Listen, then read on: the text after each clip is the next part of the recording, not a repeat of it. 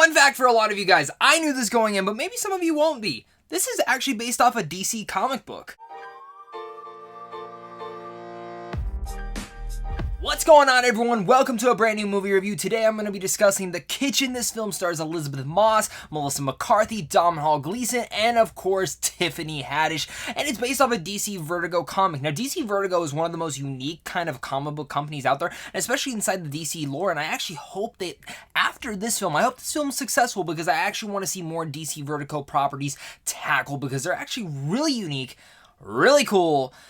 And within this movie, I was looking forward to it. The cast involved here, while some people might have qualms with some of them, whether it's Tiffany Haddish or even Melissa McCarthy within the comedies they do, when it comes to dramatic stuff, I'm a big fan of them. Can You Ever Forgive Me with Melissa McCarthy last year deserved all the Oscar nominations, and in fact, I could have put up a big argument that she deserved the Oscar of last year for Best Actress. And when you look at Tiffany Haddish, the film that really sold me on her being a dramatic actress is when I saw The Oath. She has a couple scenes in there, while it's more of a black and dark comedy, the thing about The Oath is she brings the dramatic force of that film and really is the main core to that whole family. And when it comes down to The Kitchen, she brings that same tour de force that she carried within that film. And of course, you got Elizabeth Moss, and you damn right know she's going to give an excellent performance. Of course, The Kitchen is about three wives who, after their mobster husbands have been sent to jail, they now have to support their families and support themselves by any means necessary. Of course, if you guys are new here, make sure to comment down below and let me know what your guys' thoughts are. Are you guys excited for this film? Did you guys know this was a comic book?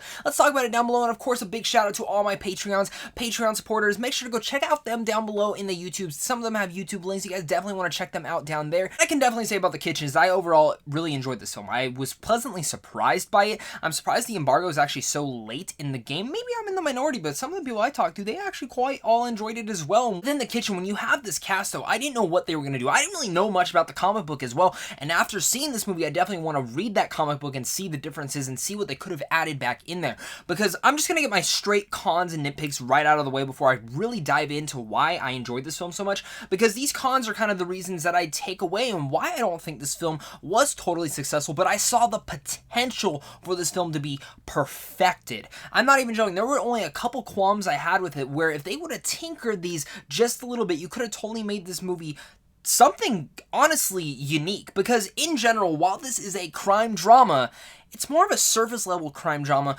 compared to, of course, Goodfellas and Casino. I know it's weird comparing a crime drama that stars Tiffany Haddish, Elizabeth Moss, and Melissa McCarthy to, say, Goodfellas or Casino, because those are like the higher echelons of being like the best crime dramas ever. But when it comes down to The Kitchen, you still kind of got to expect, you got to go in and hope that every film can be great. And this, I think the film had the potential to be perfect. Within those nitpicks, I think one of the things is this film was way too short. Hour and 42 minutes. This film flew by, and I felt like there was at least 30 to 40 minutes probably missing in there. Within that pacing moving fast, which is not a bad thing by any means, I think it took away some elements. There were certain character choices, certain decisions, certain twists that happened in here that really, with this flick of your fingers, just happened.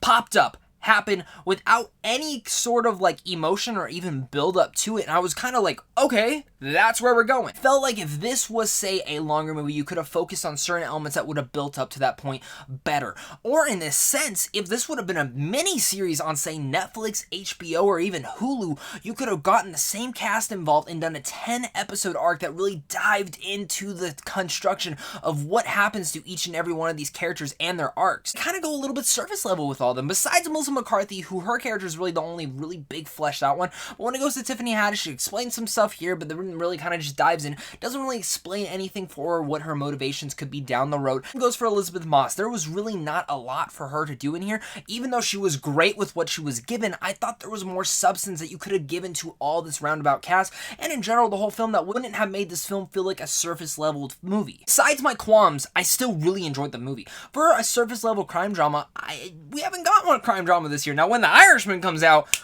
woo, that might be something that kind of fills my potential for what I need when it comes to these types of movies.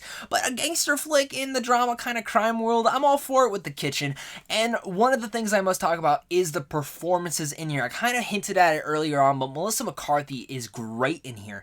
I love when she doesn't do these slapstick comedies, when she dives in and does these, because there are comedic moments in this film that definitely aren't like ha ha ha laugh out loud moments, but they're very much kind of just things you would see in normal gangster films, and I felt felt that in here. And Melissa McCarthy is great. The emotion she brings to this film is great. Tiffany Haddish as well is excellent, and I hope to see more of these actresses actually doing stuff like this. And even speaking about Elizabeth Moss, even though they didn't give her the most roundabout stuff to do with her whole character, other than just being a wife who was abused, there is a lot of subtlety that she does within her facial expressions that really flesh out this character to more than what I could even imagine. And Elizabeth Moss is just one of the best actresses working today. And again, with this rounded out cast, their chemistry, their relationships that they have with one another are really the main engaging part of the whole film, and really one of the big strong focuses of the movie. Without them, this film would not have worked to where it was. And I always say this kind of surface level material can always be elevated by the performances, and I think The Kitchen definitely was super elevated by these performances. Gleason's also in here, and he is great in everything he's in, and he brings a lot of layered stuff to him as well. Even though while it's subtle and he kind of seems one-dimensional at times, it still was nice. Alright, you guys, my final thoughts on this movie. Make sure to hit that like and subscribe where I do tons of early movie reviews, geeky content on a daily basis over on this channel. Plus, if you guys want to check out films early like The Kitchen or other ones coming up soon, make sure to go check out Sandwich on Films down below, because right down there we get out advanced movie screenings all the time. Overall, The Kitchen was an entertaining time. I know it kind of seemed like I went on a little bit of a rant with my nitpicks, but I just felt like this film had so much more potential to it. But while still having that potential, the twists and the turns were kind of fun. The crime surface level drama with inside here was fun, and the performances in here were fantastic. The direction was strong, and while the script isn't the best, I felt like there was a lot missing out, and maybe there's some behind the scenes stuff that I didn't know about it. Maybe this was planned to be a miniseries. I think there was a lot of potential to be had in here, with kind of an abrupt ending that kind of just ends all of a sudden. I overall still enjoyed The Kitchen. I would still recommend this movie. I think if you're wanting that crime drama appetite to be fulfilled, you would definitely find it within this film, within great performances, and overall The Kitchen, I'm gonna have to give it a B-. You know what your guys' thoughts are on The Kitchen. Are you excited about it? Are you not? Let's talk about it down below in the comments. I'm really curious to hear your guys' thoughts on this one, because I don't know if I'm in the minority on this. Maybe you guys felt like this was the perfect film. I'm so happy if you did. Guys, thank you guys so much for watching this. You guys are seriously all the best. Make sure to go check out my Patreon. Hit that like and subscribe if you guys are new here. Check out Sandwich on Films, and make sure to go follow me on all my social media so we can talk more geeky content over there. Thank you guys again so much for watching this, and until next time, stay classy.